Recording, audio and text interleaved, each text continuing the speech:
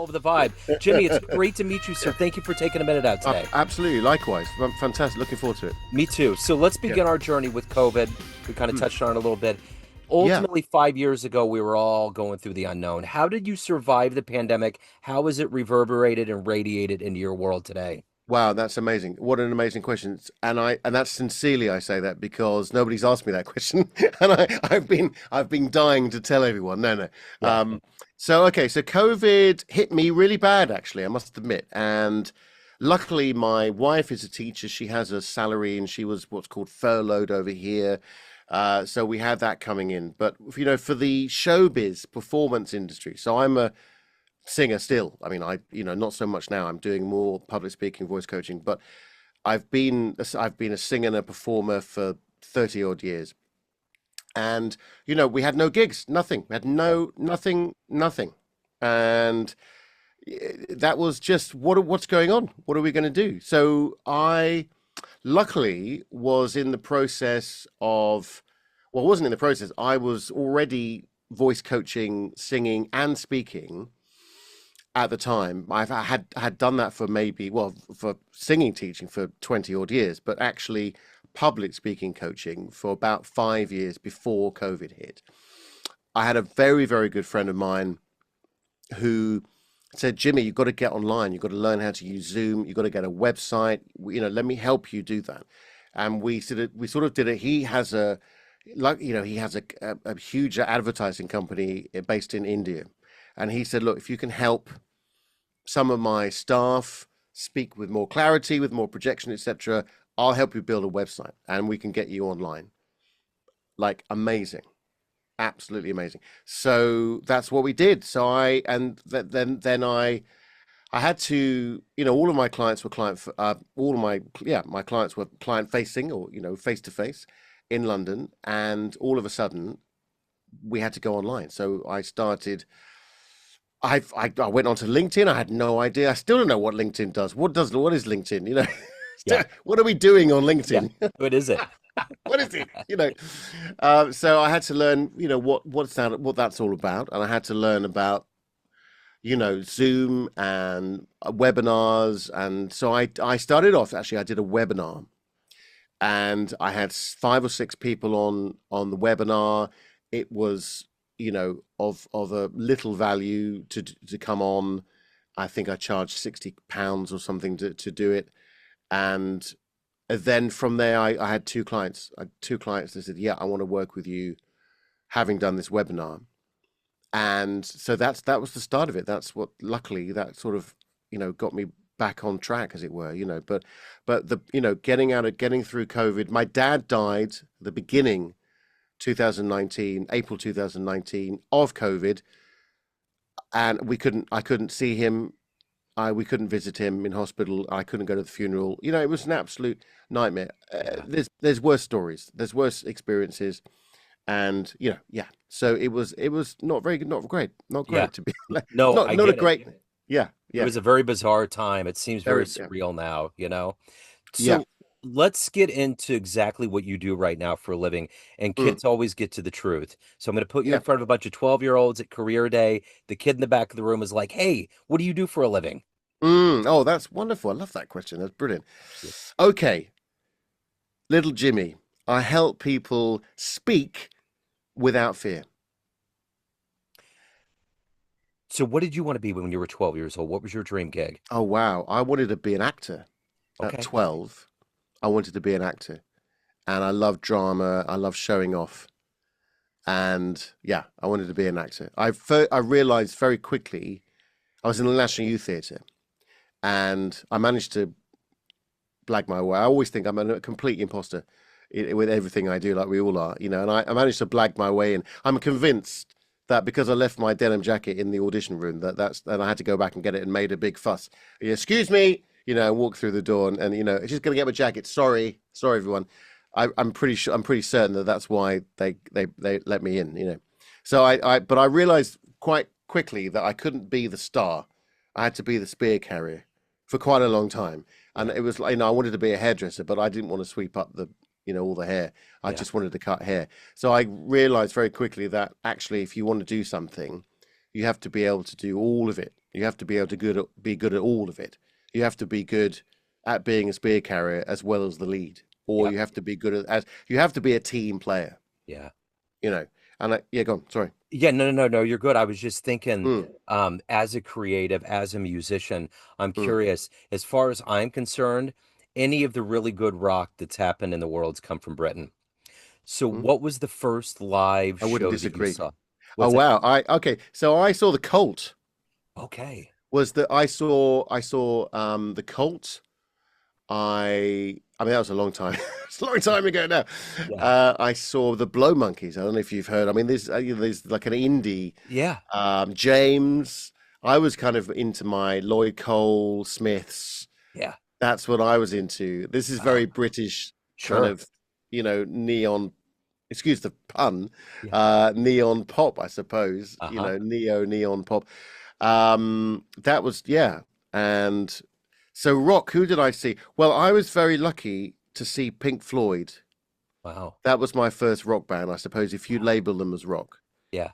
Um, and I was lucky to play with Dave Gilmour, and I was lucky to also play with Roger Taylor from Queen, and I went to see Queen as well, and that was an experience. Yeah. For both, to do that. Yeah, so I suppose Pink Floyd was my first kind of proper rock experience. But I'm a jazz musician, so I can't talk to you much about rock. I mean, you're right. You're Yeah. absolutely right. There's a fantastic. It's still going. It's a really famous recording studio down where we are in Cornwall called the Sawmills, Yeah. and it's the most beautiful setting. And Robert Plant recorded there quite a few times, I believe, and it's a bit of a Stone Roses. Who else? I'm trying to think of. I can't think of who else was there, but Led Zeppelin was there, and if you can, you just have to Google it these days to see Yeah. it. But it's called the Sawmills. It's a beautiful place, and to record. It's on a estuary. It's in the estuary, and it's on a river, and it's very English, and it's an old saw, literally an old sawmill, and it's just gorgeous. So yeah. So does that have anything to do with what we're talking about? No, Yeah, probably not. no, I wanted to get on a music tangent because I know that you're Yeah, into music and you're a musician. So let's yeah, switch to jazz. Let's get to Ronnie Scott's. What yeah. seminal show have you caught there? Oh wow. Okay. God, I haven't been to Ronnie's. I used to Okay. perform there quite a lot. I used to go there quite a lot. I suppose the what who would be the Yellow Jackets? I saw the Yellow Yeah, Jackets. they're great. Yeah, I saw who else did I see there? I've seen Brecker quite a few times. Yeah. I've seen Ravi Coltrane Wow. there. Who else have I? God, you really got me on the hop now. I'm trying to No, think who you're I was good. thinking. No, Yeah, you nailed yeah. it. Yeah. And I've Uh, seen the Yellow Jackets. Bob Mintzer's wonderful. yeah. Yeah, all those Yeah. cats have been swinging for a Yeah. long time. So Ronnie's is a really interesting thing for me because it's very, please don't take this the wrong way, but the audience wants to see American acts. So all the Okay. British jazz musicians are they're a little bit miffed, shall we Gotcha. say, that you guys come on and take the stage. So that's the vibe at Ronnie's is with the local jazz musicians. Yeah. So and so there's Pete King isn't around anymore, but he's the one that ran the show for a long time.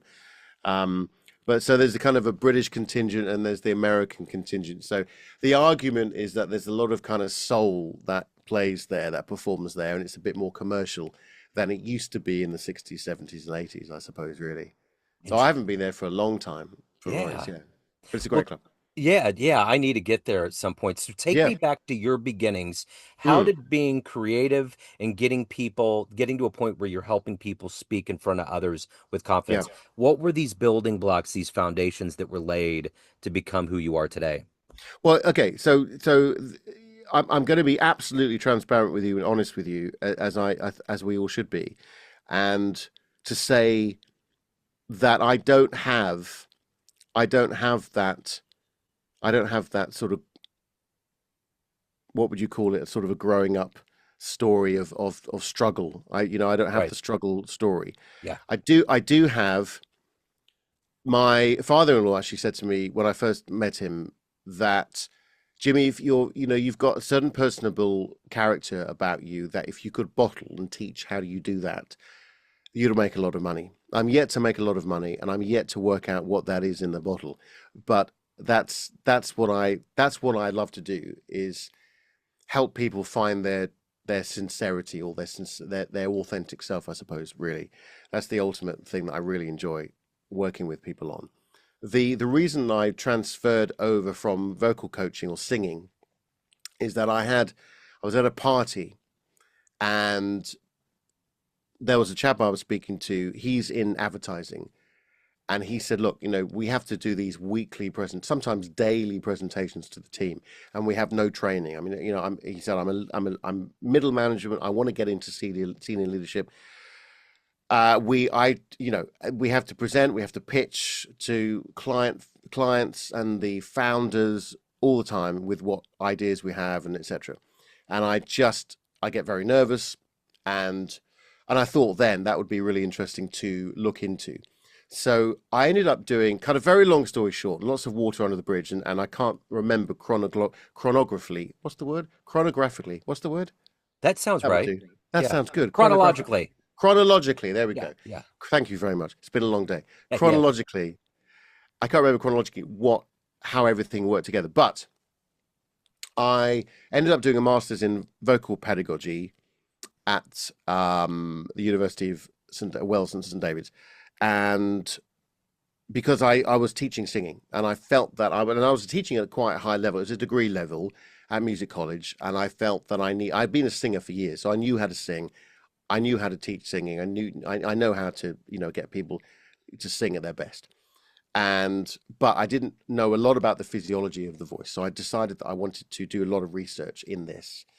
I ended up this was at the same time as also helping people with their speaking, and with mainly about projection and helping people sound more confident, feel more confident in their voice, and project their voice. So working with a lot of professional speakers, uh, barristers, that type of people that needed to really project strongly their voice. So that's what I was working with. But I was getting a lot of people that were coming to me with feelings of anxiety, or at least a somatic response to the anxiety. So that might be narrow vocal tract, it might be short breaths, mumbling, filler words, you know, lots of that type of thing. And it was coming out in their pitches and their presentations. So I wanted to look into performance anxiety. So I ended up studying acceptance and commitment therapy and becoming a behavioral therapist. So it's kind of a new chapter in my life. That was about 5 or 6 years ago. So I now help people manage their anxiety based on their values, our committed action towards their values, with mindfulness, present moment exercises, as well as voice coaching. So, voice coaching, which gives you confidence, and then giving people confidence through therapy or through count or coaching, really. So, it's sort of a paradox of the two. So, two things working together, which seems to be a good kind of fit. Yeah. What's the best speech you've ever seen somebody give? I I love I love. Oh, I know the. I love watching Obama. It's a bit of a cliche. I do think he's a fantastic orator. Yeah. I there is a. Oh my word! I can't think of his name. He is an English. He's just died recently, well, about 2 years ago, and he is a. I will think of his name and give it to you. I can't think of his name, but he talks. He's done 2 or 3 TED talks about education, and he's a very good speaker. Very dry, very funny, and just so eloquent and natural and passionate about what he does. Yeah. And Sir Ken Robinson Okay. is his name. Yeah. Sir Ken Robinson. And if you get to check him out on TED Talk, then do. I will.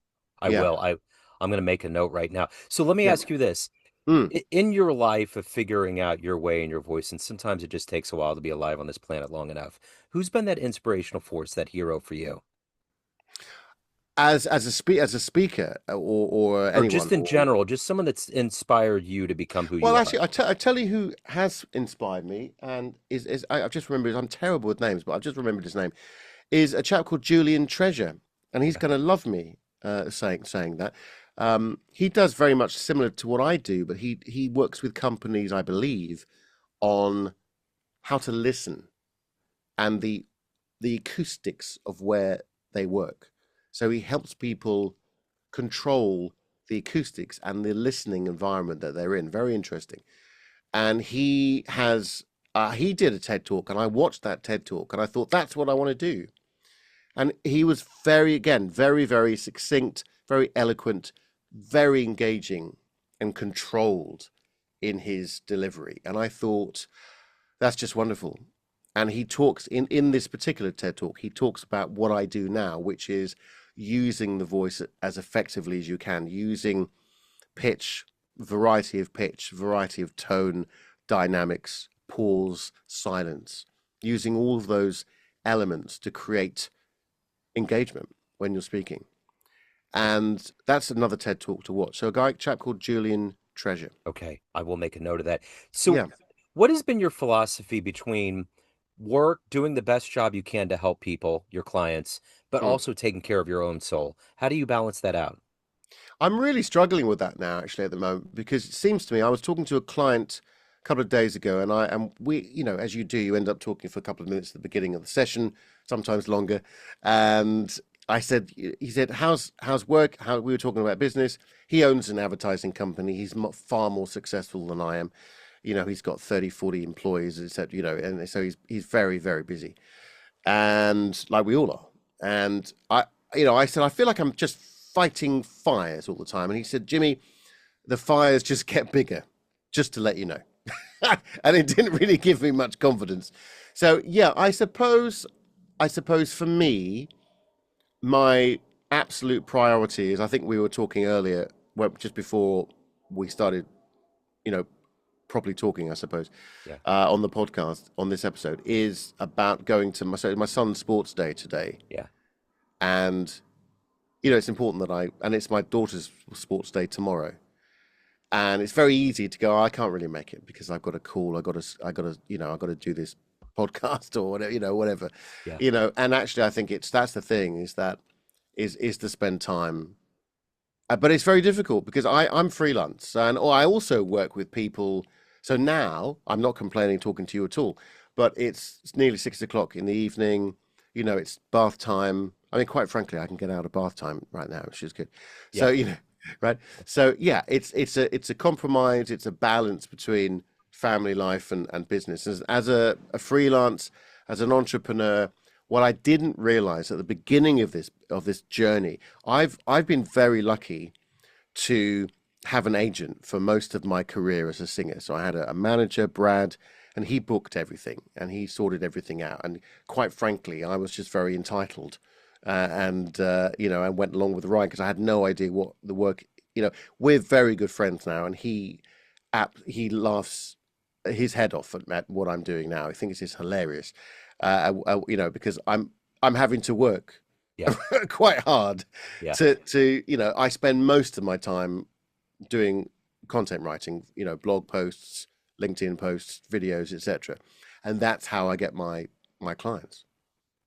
So if you had a dream tonight and ran into the 18-year-old version of you, ready to charge out into the world, be an actor, take things over, and you could give that version of you a piece of advice based on this life you've led, the wisdom you've accumulated, what advice would you impart on that young version Oh of you? my word. Well, okay, if I was going to be a musician again, I'd start earlier, and Yeah, I would start earlier, and I would practice more, and I would practice more consistently. And I went to music college. I went to music college very late. I didn't go to music. I was self-taught. yeah, I played saxophone. That was my main instrument. So yeah. I wanted to become an actor, but I didn't end up coming. Became a musician. So I studied the saxophone. I then went into singing quite late. I didn't go to music college. I I'm pleased that I didn't go to music college. I'm pleased that I was self-taught. Yeah. Music college is great, but for me personally, I went to Trinity College of Music. I did a postgraduate there. I did an extra. I got a scholarship to do a composition. But quite frankly, to be honest with you, I was lucky that I got a scholarship. I would have been quite miffed if I had paid, because it really wasn't worth it. It was worth it for the networking and the people that I met, because I'm still playing with them and in touch with them now. But if I was myself at 18, I would say go and travel and play and meet people and network. Just Yeah, network, play, network, and yeah, say yes to everything in your 20s. It's what absolutely. it's, I totally agree. right, Yeah. And right. I did a lot of travel and a lot of things like that, so I totally get it. It's Yeah. wonderful advice. So let me ask you this. If you were to go into a room of Mm, all of the clients that you've had and everybody you've worked with throughout the years, mm. and you walk and swim through that sea of people and go to the podium, and you can tell them one fun story about you, jumping out of an airplane, outrunning a bear, wrestling a crocodile, what fun story would you tell that room? Oh my word. Oh my God. Okay, I've got a funny story. I I don't know if it's funny. I don't know if it's funny, but okay. I luckily got here. I am like imposter syndrome. I got a gig with Tom Jones, and I did a mini tour with him in 2012 for about 6 months, and the one of the first or second rehearsals we had. So because I play, so I was booked to play saxophone Yeah. in the brass section, right? So I was in playing tenor in the brass section, and one of the reasons I got the gig actually was because they wanted backing vocalists as well, right?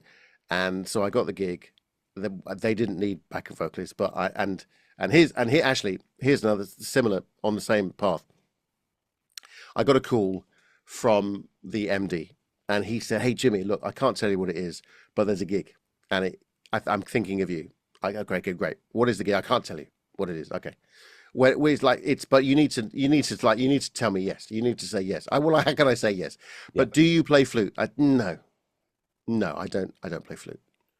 So if you're not a musician and you're not a saxophone player, most saxophone or wind instruments or saxophone players, they what's called double or they triple, so they play, right. You might know this, but you Yeah. look like a musician, you might know this, right? So Yeah.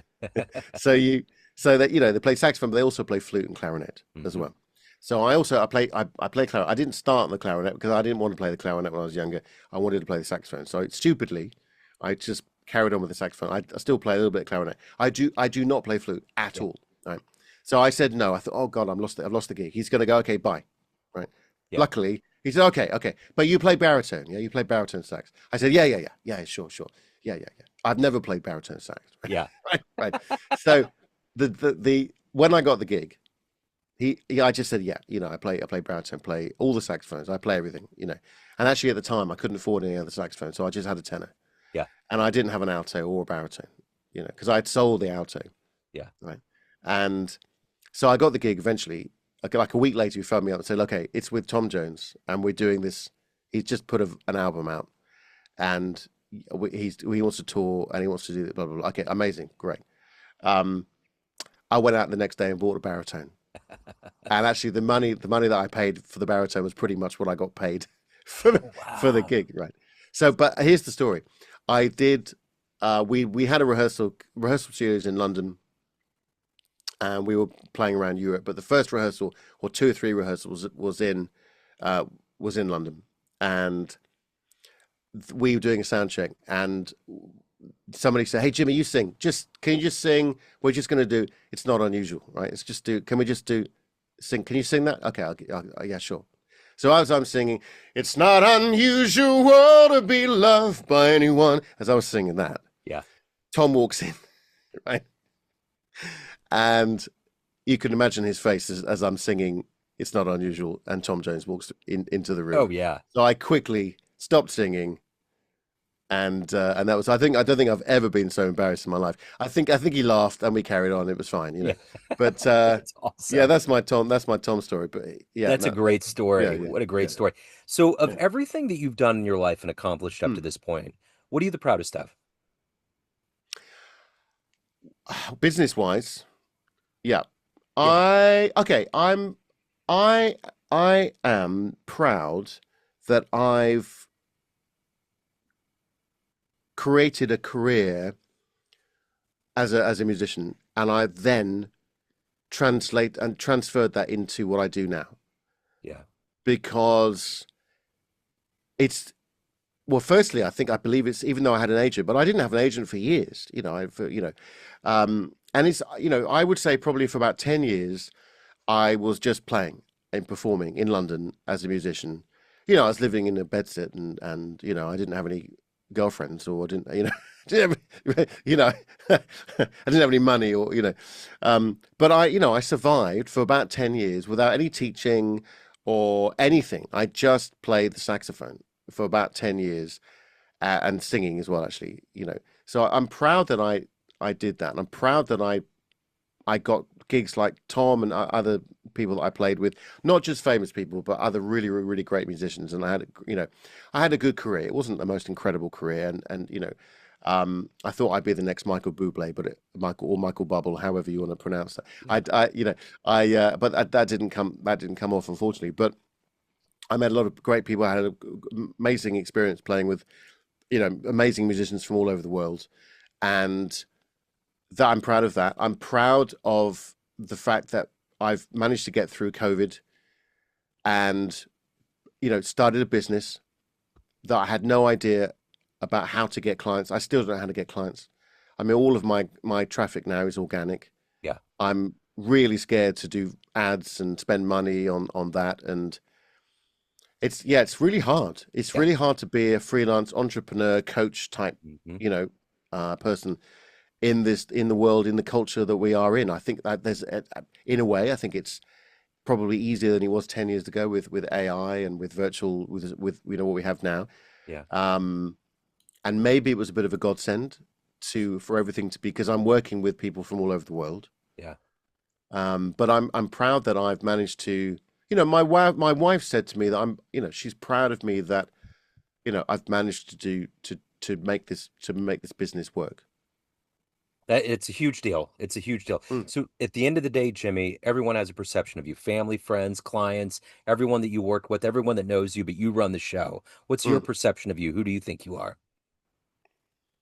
In what way? What Just the impression you leave on people, because you have all these different pockets of people, like people that you work with, people that see you as a client, your kids, your ah spouse. All these people have this idea of who they mm, think you are, but you're ultimately the driving force. You're the mm, one leading the charge. So mm. who do you think you are? Wow, I think that's really really interesting question. I like that. Yeah. I think I am somebody who cares a lot about other people foremost, Yeah. but very oversensitive and wants to help other people, and has the ability to get the best out of other people. That's what I think I'm good at doing. So either as a performer, I also run a choir. I really enjoy running the choir. As a performer, I want to change people's their mood. I want to change their mood when I'm performing. Yeah. I want to change. I want to take people out of their head. Actually, is what I love doing. I Yeah. like getting people out of their head. I think we're all in our head too much, Yeah. and that's what I feel like I'm good at doing, whether it's performing, conducting, or coaching. That's what I I like love doing. it. So Yeah, if anyone wants to hire you, they want to reach out, they want to learn more, any questions, any other good business, where do they go? jimmycannon.com. Okay. One stop shop. I will have that in the show notes. Jimmy, this has been an absolute pleasure. I'm so glad that we ran into each other. Thank you for your story, wonderful stories, and best of luck with everything. Amazing questions. I really Thank you. wasn't expecting these questions. Fantastic. I love it. That's one of the best compliments you can put out there. Looking to get new clients to your business through cold calling or email marketing? At Agency Y, they envision a world in which small and big companies have equal chances to win new customers in the market. Their purpose is to bring parity and reduce the gap between large and small firms with the help of their cold calling and cold email marketing services. Use the code Joe Dimino 10 at www.agencyyyy.org/coldcallingjoe.php or www.agencyyyy.org/emailmarketingjoe.php to get 10% off your first order. This is Joe Dimino of Neon Jazz and Famous Interviews, and I stand behind Agency Y to meet your business dreams.